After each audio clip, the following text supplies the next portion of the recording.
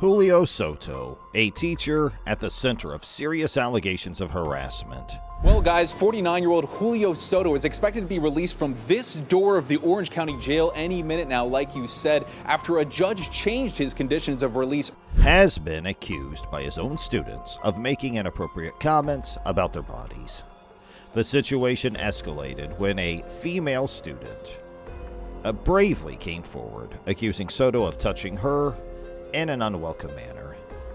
As a result of this accusation and the gravity of the claims made by other students, Soto was arrested. In response to these disturbing allegations, the school district initiated an internal review to thoroughly investigate the claims against Julio Soto. The accusations raised serious concerns about the safety and well-being of students under his care. Soto maintains that he took the female student to his classroom alone to help her with her work, denying any wrongdoing. However, investigators are understandably interested in understanding why Soto chose to be alone with a single student and the reasons behind having a black cover on his classroom door. Done. Get her, and then go back to specials. I'm doing great. So, you know, and like I said, that's my bad. No, she's at the farther point. Okay. But she's facing me, so that way, if she calls me, it's like I can look up at her without walking over because I'm doing my grades on my computer. While she was sitting at the U-shape or kidney table, did you walk over to check on her? The presence of the black cover on his classroom door raises suspicion and questions regarding Soto's actions and intentions. Investigators are keen to understand whether this was a regular practice in his classroom or if there was a special reason for its use during that particular incident. Amidst the ongoing investigation, it is crucial to ensure that all necessary steps are taken to safeguard the students' interests and protect them from any potential harm. The school district and law enforcement are likely collaborating to gather all relevant information and evidence to make informed decisions.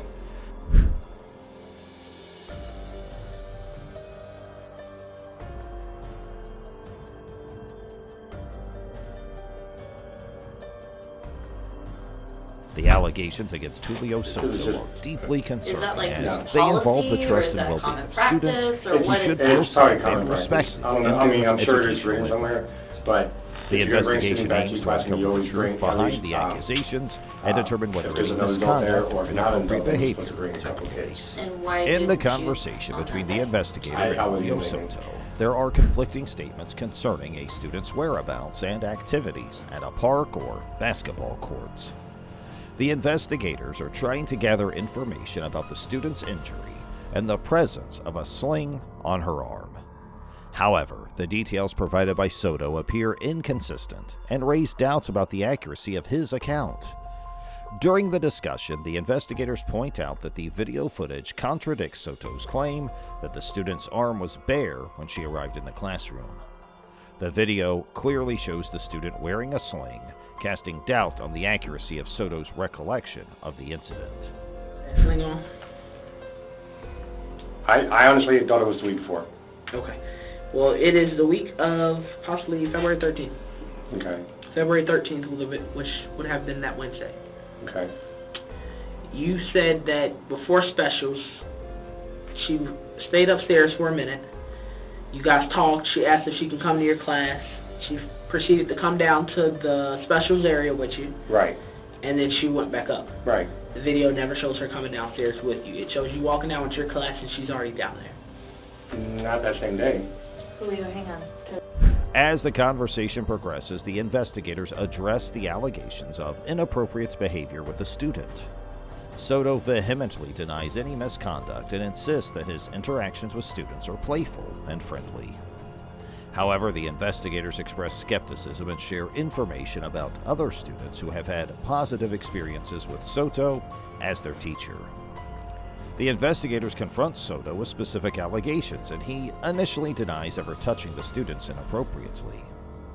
However, under further questioning, he admits to poking and tickling the students. Her arm was hurting, and you went over to her, and you were like, "Let me see," and you were like touching her arm. It was very caring of you.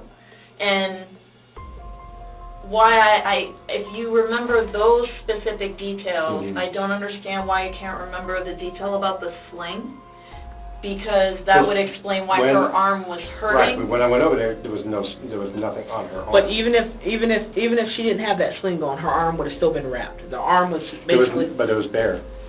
Her arm was, in this video, her arm wasn't bare. Right, but when she came to the classroom, it was bare. So she would have had to take that off as she walked up with you, because on video, you walk in front of her, you go around the stairs. Soto maintains that the students were the ones who initiated the physical contact and emphasizes that he did nothing wrong. Soto brings up a past complaint from a student about tickling but dismisses it as harmless playfulness. He claims that he sought counseling for the matter, suggesting that it was resolved and did not involve any misconduct. The conversation between the investigator and Soto reveals the complexity of the investigation into the allegations of inappropriate behavior. The conflicting statements and the discrepancies between Soto's accounts and the video evidence create uncertainty surrounding the truth of the matter. Just jab them a little bit, like Okay, in the but that's not ribs or tickling, but that's anything not like that. tickling. Well, they said that you call it like a tickle, like a tickling thing, where you're like, I'm gonna get you, I'm gonna tickle you. But I never touched anything appropriately. We're not alluding to you touching them inappropriate. We're just trying to figure out, have you ever tickled them? We literally, like she just said, we've interviewed like 40 something. Like this. And they're like, you'll poke them and you'll be like, hey, I'm gonna get your tickle spot, and then. Right. But do you say that to them? Like, I'm gonna get your tickle spot? Not tickle spot, but like, oh, we're gonna, I'm gonna get you or something like that. Mr. But Soto, I got like more than 8 kids who told me that you said, hey, I'm gonna get your tickle spot, and you poke them. Have you ever said, I'm gonna get your tickle spot? In the face of the allegations, Mr. Soto maintains that he is a friendly and caring teacher who aims to create strong bonds with his students. He believes that his warm and affectionate approach is his way of showing support and building positive relationships with the students under his guidance. However, he acknowledges that some individuals may perceive his behavior as crossing boundaries and being excessive. The situation becomes even more intriguing as other teachers within the school have engaged in discussions about the importance of being cautious regarding physical interactions with students. Just a poke? You poke. Yeah. Okay. Do you ever use more than one finger? Have you No, used no. 2, 3, 4? no, one. Okay. Yeah, one. Have you ever reached out and like touched? No, Nothing like that? Like on the side or anything? Just been like, hey, no. They touched me. I already have a bruise right here for one of my girls giving me a hard hug. one of the girls give you a hard hug? Yeah, she's a big girl. Have you ever Yeah. have you ever been told by the school staff or anybody on school campus that you got to slow down on like hugging students, tickling students? I do, and we talk, and that's why, I tell them, like the one girl that gave me the bruise over here, well, not bruise, but like, I was like, honey, you can't be doing that, and because it's at dismissal, so everybody says goodbye and everything. Mm-hmm. So a couple of kids, one of my boys, Christopher, he gives me hugs every single day. So that, and, so most of my hugs are like this. Sometimes I'll like that, or if it's a really long hug, I was like, okay, time's up. And I mean, there's always students around. Have you ever received a complaint? These discussions underline the significance of maintaining appropriate boundaries and ensuring that teacher-student relationships are built on a foundation of professionalism, trust, and respect. As investigators delve deeper into the allegations against Mr. Soto, they are confronted with a complex and sensitive matter. While he has admitted to some physical interactions with students, Mr. Soto contends that these actions were initiated by the students themselves. He firmly defends his friendly nature and genuine desire to connect with the students, maintaining that his intentions were purely harmless and intended to foster a positive learning environment. Like, he'll do this to me, so I did it back to him. And then she says, oh, well, I want to play, and she did it to both of us. I was like, this is a two-way conversation, this is a three-way.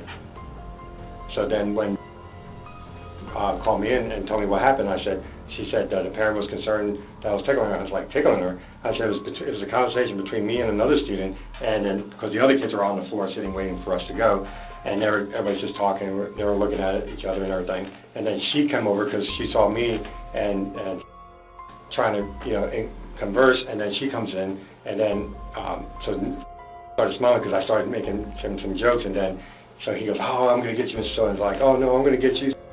And then she comes over and she'll, oh, I'm going to get you, Mr. Soto, I'm going to get you. Like, The uncertainty surrounding the allegations leaves investigators grappling with the task of discerning the truth amidst differing accounts and opinions. The focus remains on ensuring the safety and well-being of the students involved while preserving the integrity of the educational institution. Mr. Soto's case serves as a poignant reminder of the importance of maintaining clear professional boundaries between educators and students. While building rapport and trust with students is essential for effective teaching and learning, educators must remain cautious about the nature of their interactions. Furthermore, the differing opinions about Mr. Soto's behavior highlight the need for open dialogue and collective efforts to establish clear guidelines and expectations for the teacher-student interactions within the school community. and a third person walks by, they're going to say, well, why is this student excessively hugging or always hugging this person? That's always difficult because I see teachers like you spend a lot of time with your kids Right. and you get attached to them. Mhm. You're like another parent to them. Right, and almost. that's what I told you, they're calling me like their school dad. Right. So you have that kind of bond with them, but Mhm. I'm talking about not necessarily in like a pod setting or like a teacher setting, like with a bunch of teachers talking. I mean like one-on-one, like another teacher's been like, hey, No, not Relax. not to me, no. not to you ever? No. Okay. Have you ever interacted with a student and then had someone question you afterward? This is an opportunity for the school to address these issues proactively and develop comprehensive policies to ensure a safe and respectful learning environment for all students. During the investigation, Mr. Soto faces questioning about the serious allegations made by multiple students regarding inappropriate behavior and comments about their bodies. Despite the gravity of the accusations, Mr. Soto strongly denies any wrongdoing and appears genuinely confused and upset about the whole situation. Well, that's I know. Well, but hold on one second. You said she was lying, but earlier you told me that if you were to ever do something, you know that she would be the one who would just go out there and tell the world. Exactly. So why is she telling the world? I don't know. That's why I'm very confused and upset, and that's why I was talking to. But she was one of the kids that said that you were one of her favorite teachers. Mhm. She literally, So why? literally said that you're her favorite teacher in the whole wide world, and she has so much fun in your class. Mhm. I tried to. So why the lie? I don't know. That's what I'm trying to figure out. Well, I don't know why they're lying. Right. The investigator handling the case adopts a supportive and empathetic approach, stressing the importance of honesty and encouraging Soto to admit any mistakes he may have made. Throughout the conversation, Mr. Soto maintains his innocence and insists that he has always treated his students with kindness and respect. He emphasizes that his intentions have never been malicious or harmful. The investigator tries to create a safe space for him to express any concerns or regrets he may have, but Soto adamantly denies engaging in any inappropriate behavior. While the investigator acknowledges Soto's emotions and encourages open communication, they also advise him not to portray himself as a monster. This caution serves to remind him that the focus of the investigation is on understanding the facts and ensuring a fair and objective assessment of the allegations. Positively as possible what's been going on, because there's a lot of people who are being impacted by this. Mhm. And I want you to And- understand this. If the stories aren't changing, but yours is, that's a clue. I need for wait. I need for you to be honest with me. If you accidentally touched her, or if you did something in a way that, or reaching over her, Right. you glazed over her shoulders or something, just tell me, And I have no problem with that. because that's not inappropriate touching. Right. I have no problem with that. Like I told you last night, I have no problem. If I make a mistake, I'll confess up to it. Yeah. But if I know I truly didn't do something, My old boss, he used to have the saying, if you mess up, fess up. yep. Did you mess up? No. Well, I mean, I messed up you're- as far as What do you consider it that you messed up? bringing her upstairs to allowing her to come upstairs alone. That I bring her Look back on upstairs. that. Would you do it again? No. But I want to confirm something real Yes, sir. quick. During the interview, one concerning aspect that arises is the significant decline in a student's academic performance after February 13th.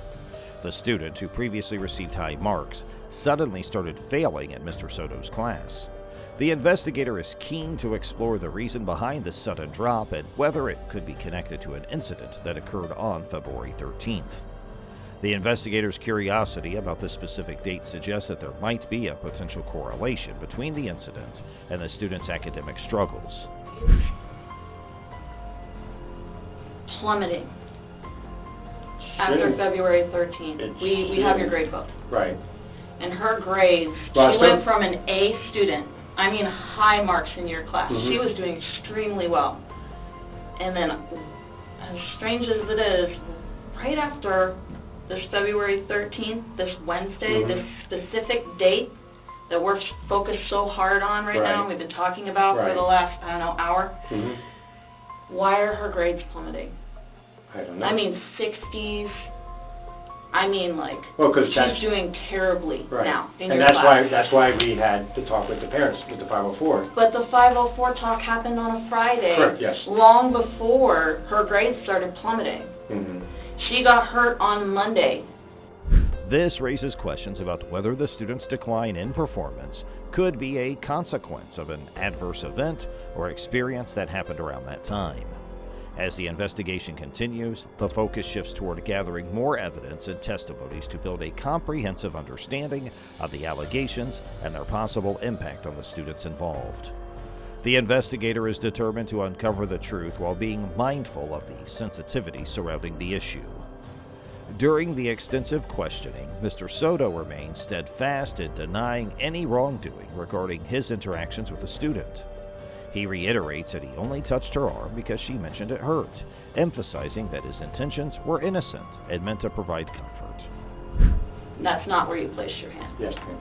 Why is everything else not lining up? Oh. Why is Right. the teacher, who is everyone's favorite, now being painted in this light? Honestly, I don't know. Well, you I'm have just- to help me cross that bridge because I can't go over it by myself. I don't understand. I'm not in your shoes. Right. I'm not a teacher. I don't live the life that you live. Right. These students are all telling me, Mr. Soto's awesome, but he does this stuff. Right. Why? Like, why would they be making this up on you? It doesn't make any sense. It makes no sense whatsoever. The only thing I can think of is maybe when I try to be cool with the kids, play around, they take whatever I say the wrong way. I don't know. Well, what do you say I that don't know. they could I take don't the know. wrong way? I don't know. Well, help me I'm out. not- It is what it is. We're sitting in this room together, Mhm. and we're having this conversation. It is what it is. But I'm telling the truth. I've had the Bible, whatever. I'm telling the truth. Okay, I I'm never, not worried about the Bible. I Okay, never I'm worried done about. anything appropriate to give I'm me worried a- about what you know. happened between you and these kids. There is another student who came forward to us today and said that you reached around and you touched her. However, the investigator finds it challenging to fully believe Mr. Soto's version of events, as there are other witnesses who have provided conflicting accounts. Furthermore, the investigator brings up previous statements made by Mr. Soto, wherein he expressed concerns about not being able to do anything to the student without her telling the whole world. These statements raise doubts about his explanations and intentions, indicating that there might be underlying issues beyond what he is willing to disclose. Despite the doubts and concerns raised during the conversation, Mr. Soto remains resolute in his denial of any wrongdoing. He offers alternative explanations for the student's declining grades, attributing the drop to possible academic struggles or personal issues. However, the investigator must thoroughly examine these explanations and consider whether there may be other contributing factors, especially in light of the serious allegations made against him. Packet. I sat on my desk and I started working, and then she asked me a couple of questions, and I answered the questions, and then she started tearing up a little bit about her arm. So I went over there, I sat next to her, and then before I touched her, That's not how it happened. Yes, ma'am. No, Yes, Julio, that's not what happened, and I Yes, don't ma'am. want to go down this road anymore because it's not what Ma'am, happened. I'm not, honestly, I'm not I lying to you. believe that you went over to her because she said her arm hurt. Correct. But what I don't Right. believe is that you sat next to her and that's the whole interaction that you had. And I believe what you told us is true.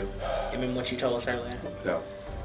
That you couldn't do anything because you would tell the whole world. Right, and I wouldn't, if I'm that type of person wanted to excuse my language, cock a feel or something like that, or whatever, touch a student, why would I do it to a student, to a student that I know would tell everybody? Because you've done it before and she hasn't. And you have the capability, the opportunity, and the intent. Right. But I'm not a predator. I'm not a stalker. I'm not a stalker. You disagree with my partner. You have the capability, the opportunity, Right. So and the does, intent. right. So you, The intent, you not did the it. intent. Well, you.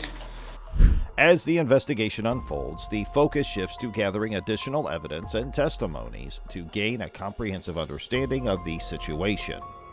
The investigator understands the gravity of the allegations and the importance of being thorough and objective in reaching conclusions. The investigator also takes into account the impact of these allegations on the students involved and their families. It is essential to handle the matter with sensitivity and prioritize the well-being and safety of all students throughout the investigation process. As Mr. Soto continues to deny any wrongdoing, the investigator faces the challenging task of piecing together the puzzle of conflicting accounts and statements. The investigator must consider all perspectives and evidence to ensure a fair and just resolution to the case. For 15 minutes, Right. besides homework, Mhm. you not tell anybody. I would think you would say, hey, you want to come over real quick and we can go over some lesson plans? Right. Hey, let me grab a Sure. couple of students who Mhm. need to catch up on And that's what I said. I said that was my bad because I was just trying to rush and get through. I wasn't thinking. But that's not Retro- what that happened. What are you rushing to get through? No, just to get through to get her work done. Julio, I'm I'm starting to really pull back from this idea, okay, that maybe you didn't mean for something to happen. Because nothing that you're saying is lining up with the video. Nothing that you're saying is lining up well, I with told what him other that I don't students are remember. telling me. Nothing Right. is lining up But- with why her grades suddenly started to plummet. Nothing is lining up. I've been doing this for quite a while, and when the facts don't add up. During the course of the investigation, the investigators bring forth crucial points that cast doubt on Mr. Soto's explanations and actions. They focus on Mr. Soto's ability, opportunity, and possible intention to commit the alleged actions. When he attempts to downplay the amount of time he spent alone with the student, the investigators counter that even a short period of 15 minutes can provide enough opportunity for inappropriate behavior to occur. Mr. Soto's defensiveness in response to these observations raises concerns as it indicates a lack of transparency and willingness to address the allegations head-on. The investigators further point out that the decline in the student's grades aligns with the time frame of the reported incident, which makes his explanations for her academic struggles seem inconsistent with the situation. You touched on her chest, and you know what you answered me? No, You answered me yes. not the You just answered me yes. I touched her And arm. then I started talking again, and then you said no. Yeah, I touched her arm. What kind of... You want to tell me the truth, so tell me. I'm telling you the truth. If I had, I wish I could tell me. Wish you could what? Swear on the Bible?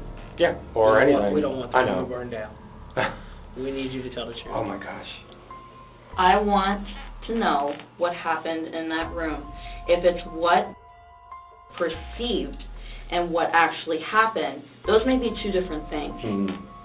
But I need to know why her perception is so drastically different from your story. Hmm. I can't tell you. There's nothing to tell you. You can't tell me, because or there's you nothing. won't No, tell there's me, nothing to because tell those are you. two very I told you different things. exactly what happened. So why is everything pointing against you? The video evidence and accounts from other students do not align with Mr. Soto's statements, which adds to the investigator's suspicion. They emphasize the importance of honesty and encourage him to speak candidly about what truly happened. They urge him to approach the conversation as intelligent adults, recognizing that the truth is paramount to reaching a fair resolution in this case. The investigators want to uncover the facts and ensure a thorough examination of all the evidence at hand. They recognize the gravity of the situation and the impact it can have on all parties involved. They stress the significance of addressing the allegations with seriousness and objectivity, keeping the welfare of the students at the forefront of the investigation. If you tickled your daughter in school, you'd be upset? Yeah. So why do you feel like you can do it? But I don't. Why do you feel like you can do it? But I don't do it to Why do you feel like you can do it? just. Is the question. I'm not asking for a justification. I'm asking why do you feel like you can do it? If you would not be happy with the same behavior that you're exhibiting, Right. why can you do it and not other people? But I'm not doing it to. Well, neither are they. I'm not saying that they are either. I told you I just made a mistake as far as being alone and not thinking. Should have brought a couple kids up. You know, we would not be here right now. I also believe we would not be here right now, and we would have been done a lot sooner if we gotten the full truth. And I agree. I have no problem. To tell you the truth, I'm telling you But exactly. you did. You did just a few minutes ago. I asked you if you touched her chest, and you said yes. I don't remember that. I remember you asked me touching about her arm. You remember at the beginning when we asked you about tickling and you just denied tickling straight out, and you finally told us you have tickled students? But You admitted because the word tickling, you're going by the word tickling. I'm doing this like almost like a poking. a tickle is a But tickle is a but tickle. I'm not tickling to. As the investigation progresses, the investigators remain vigilant in their pursuit of the truth. They understand the importance of a comprehensive and unbiased assessment, and they strive to handle the case with sensitivity and care. The detectives are adamant about getting to the bottom of the case, despite the fact that Mr. Soto displays anxiety of being arrested for something he maintains he did not do. During the course of the discussion, the investigators make the remark that there may be a piece of the narrative that is missing, implying that Mr. Soto may have placed his hand on the student's breast. Mr. Soto maintains his innocence despite the fact that he is denied purposefully putting his job and career in jeopardy. The detectives then bring up the fact that other children have leveled allegations against Mr. Soto, claiming that he touched them inappropriately and made inappropriate comments to them. Go down a path you can't recover from. I don't want you to throw your life away. I am trying to I understand help that. I appreciate you. that. Well, but do you? With this opportunity that Right, I'm giving but- you, I'm rolling out this carpet and saying, Julio, please just be honest with me. Did Right. you touch on the chest? And we can all be done here. Right. So did it happen? No, ma'am. I don't think that's true. And I don't understand why you're not just telling me what happened. You're painting yourself as a monster, and it is horrible. They directly question him about whether or not those children are lying. This places Mr. Soto in a precarious position, but he maintains that he did not intentionally do any misconduct and continues to refute the allegations. The investigators offer substantial evidence on their concerns on the likelihood that Mr. Soto was involved in the suspected wrongdoing. They stress the significance of being honest and want an explanation that is both straightforward and honest. The defensiveness displayed by Mr. Soto, along with a lack of ability to provide responses that are consistent, raises more questions. The detectives are dogged in their pursuit of the truth, while Mr. Soto continues to deny the allegations despite his continued anxiety regarding their potential outcomes.